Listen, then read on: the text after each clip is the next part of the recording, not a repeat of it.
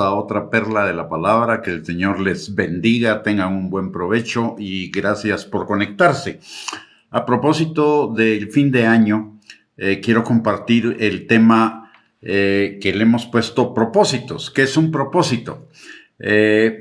Antes que nada, normalmente muchas personas al fin de año hacen una serie de listado de cosas que quieren alcanzar en el año que está comenzando. Y muchas de esas cosas son deseos, son sueños, pero no son propósitos. Los propósitos van mucho más allá de los sueños y los deseos. Cuando tenemos un sueño, cuando tenemos un deseo, lo tenemos quizá en nuestra mente, pero no está afirmado en nuestro corazón, de tal manera que a las primeras de cambio, a los primeros obstáculos, a los primeros esfuerzos que requiera llevar adelante ese deseo o ese sueño, el sueño se termina o el deseo se termina, mientras que el propósito es algo permanente. El propósito es la intención original o la razón por la cual algo fue creado.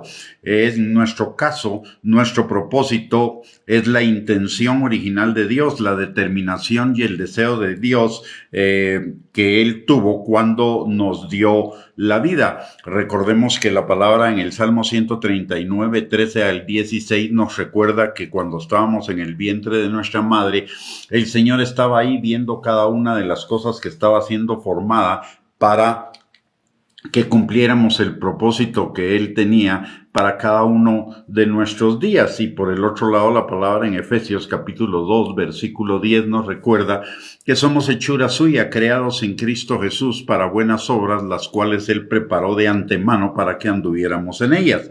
Algunos sinónimos comunes de propósito son objetivo, diseño, fin, meta, intención, propósito, objetivo, objeto. Si bien todas estas palabras significan lo que uno pretende lograr o alcanzar, el propósito sugiere una determinación más firme. Un propósito implica intencionalidad, enfoque, perseverancia, paciencia, compromiso, responsabilidad. No es de cumplimiento automático. Generalmente, cuando las personas a fin de año hacen sus peticiones o hacen sus propuestas para el año entrante, estas le están esperando que eso sea de cumplimiento automático. Sin embargo, la palabra de Dios nos enseña que el verdadero propósito para nuestras vidas va a implicar esfuerzo, paciencia, compromiso. De hecho, la palabra nos lo enseña en Josué, capítulo 1, versículos del 6 al 9, cuando Dios le dice a Josué: esfuérzate y sé valiente, y se lo dice 3 veces, a pesar de que ya le había dicho que Él les iba a entregar la tierra prometida, que Él iba a luchar con ellos, que les iba a dar la victoria. Sin embargo, el propósito también requería un esfuerzo de parte de Josué y de parte del pueblo de Israel. Un esfuerzo que el propósito de Dios seguía siendo el mismo que 40 años antes en el desierto. Sin embargo, la generación anterior no entró al propósito de Dios porque no quiso esforzarse. Y lo mismo nos puede pasar a cada uno de nosotros. La palabra de Dios dice que Dios tiene planes de bien para cada uno de nosotros, para darnos un futuro y una esperanza, y que nuestra vida va a ir como la luz de la aurora en aumento hasta que el día sea perfecto. Pero eso no implica que solo nos debemos cruzar de brazos y esperar que eso se cumpla automáticamente. La misma palabra de Dios nos dice en segunda de Timoteo, capítulo 2, versículos del 1 al 6, que nos esforcemos en la gracia de Dios y que nos esforcemos como un soldado, como un atleta, como un labrador, y que procuremos presentarnos delante del Señor como obreros que no tienen nada de qué avergonzarse, porque usan bien la palabra de verdad. De tal manera que el propósito va a requerir un esfuerzo. El propósito va más allá de un deseo, va más allá de un sueño.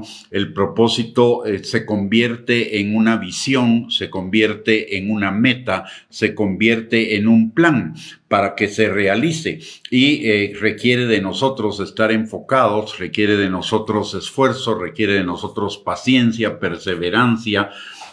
Todas esas cosas son el fruto del Espíritu en nosotros, de tal manera que necesitamos entender en primer lugar la diferencia entre lo que es un deseo y un sueño y lo que es un propósito o una visión en primer lugar. En segundo lugar, la palabra es muy clara en decirnos que nuestros deseos, nuestros sueños solo se cumplirán si encajan en el propósito de Dios para nuestras vidas. La palabra claramente dice que renovemos nuestro entendimiento para que podamos comprobar cuál sea la buena voluntad de Dios, agradable y perfecta. Por el otro lado, la palabra de Dios dice que busquemos el reino de Dios y su justicia y todas las cosas nos serán dadas por añadidura.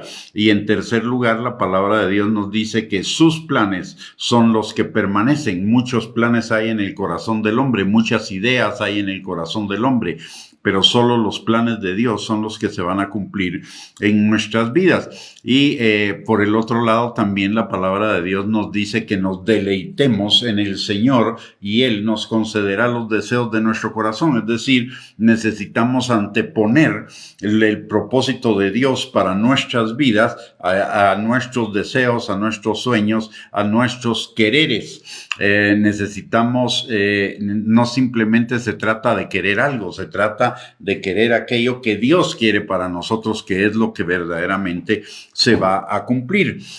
Si seguimos, como mencioné hace un momento, cuando se acerca el principio del año, la gente hace un listado de deseos, un listado de sueños, un listado de cosas que quiere alcanzar el año siguiente, y generalmente esas cosas son cosas materiales, son cosas temporales, son cosas como un mejor trabajo, una mejor casa, un mejor carro, más dinero, mientras que la palabra de Dios nos dice que si nosotros nos enfocamos en el reino de Dios y su justicia, todas las cosas nos van a venir por añadidura, de tal manera que nuestro propósito debe estar enfocado en el propósito de Dios para cada uno de nosotros. Si nos enfocamos en lo terrenal, en lo material, en lo temporal, vamos a perder nuestra vida en cosas que no van a tener un resultado permanente, sino solo un resultado temporal, que no va a llenar esa expectación de nuestro corazón, de plenitud, de abundancia, de crecimiento. La palabra lo dice muy claramente en Mateo capítulo 16, versículo 24 al 26, dice, si alguno quiere venir en pos de mí, niéguese a sí mismo, a su yo, a los deseos de su yo, a los deseos de su carne, a los deseos de fama, de dinero, de cosas materiales, de autogratificación, autocomplacencia, vanagloria de la vida, no porque eso sea en sí mismo malo, sino porque cuando no viene de la mano de la relación con Dios, eso se convierte en una vida egocéntrica, egoísta, en una vida totalmente vacía y contraria a lo que Dios quiere para cada uno de nosotros. Y la palabra sigue diciendo, porque todo el que quiera salvar su vida, la perderá. El que quiera llenar su vida de esas cosas, la perderá. Y todo el que pierda su vida por causa de mí, es decir, la llene con el Señor, la hallará y ganará todas esas cosas. Porque ¿qué aprovechará al hombre si gana todo el mundo y perdiere su alma? ¿O qué recompensa dará el hombre por su alma? Lo que usted y yo, recordemos que usted y yo somos seres eternos, no somos seres temporales. Nuestra vida en la tierra es nada más un paso hacia la eternidad, hacia esa vida plena, completa, perfecta que anhelamos en nuestro corazón, de tal manera que nuestro viaje no debemos afanarnos por las cosas terrenales, sino por las cosas eternas. La palabra de Dios dice que pongamos nuestra mirada en las cosas eternas. Nuestro propósito debería estar en función de las cosas eternas. Podemos buscar en la tierra motivación, autoestima, bienestar material, es decir, lo terrenal, lo externo, lo de la carne. O podemos buscar propósito, identidad y bienestar integral, lo celestial, lo interno, lo espiritual. Lo que invirtamos en lo eterno, lo vamos a vivir eternamente. Lo que invirtamos en lo temporal, lo vamos a vivir temporalmente. La palabra de Dios dice en Gálatas capítulo 6, versículos del 7 al 8, que Dios no puede ser burlado. Todo lo que el hombre siembra, eso también va a cosechar. Si siembra para la carne, para el ego, para lo temporal, va a cosechar solamente lo temporal, mas si sembramos para lo eterno, vamos a cosechar lo eterno.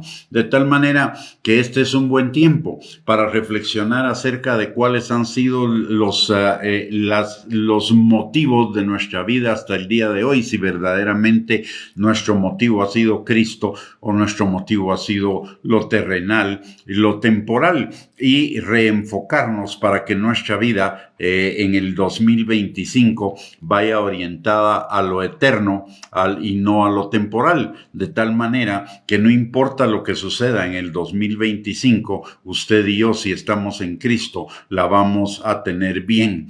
El mundo está lleno de conflictos, el mundo está lleno de incertidumbres, el año que viene se presenta lleno de incertidumbres en lo terrenal, en lo temporal. Sin embargo, si usted y yo estamos en Cristo y ponemos nuestra mirada en Cristo Jesús, no importan las cosas que pasen a nuestro alrededor, para usted y para mí, todo va a obrar para bien, porque amamos a Dios y queremos cumplir con su propósito. El verdadero propósito de nuestra vida, el verdadero propósito para nuestro próximo año debería ser, en primer lugar, poner nuestra mirada todo el tiempo, en todo momento, 24 horas al día, por 7 días a la semana, por 52 semanas durante el año, en lo celestial, no en lo temporal, en lo eterno, no en lo terrenal. La palabra de Dios dice que pongamos nuestra mirada en las cosas eternas, porque nuestra vida está escondida con Cristo en Dios.